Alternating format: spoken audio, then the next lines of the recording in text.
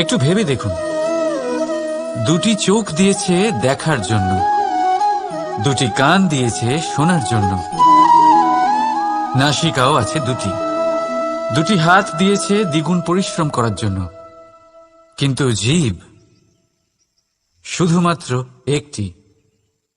তার উপরেও তীক্ষ্ণ বলিষ্ঠ দাঁত দিয়েছে তার রক্ষার জন্য। কখনো ভেবে দেখেছেন কেন? কারণ শব্দ আর শব্দের প্রয়োগ মানুষের সবচেয়ে বড় অস্ত্র, যার প্রয়োগ যত ভেবে চিন্তে করা যায় মানুষ তার জীবনে ততটাই উপরে উঠতে পারে। তাহলে মনে রাখুন, দেখুন, শুনুন আর বুঝুন বেশি, বলুন কম। রাধা রাধা।